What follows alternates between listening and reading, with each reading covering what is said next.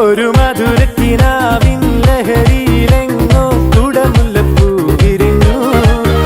അതിലായിരം ആശകളാൽ ഒരു പൊൻവല നെയ്യും തേൻ വണ്ടു ഞാൻ അലരേ തേൻ വണ്ടു ഞാൻ.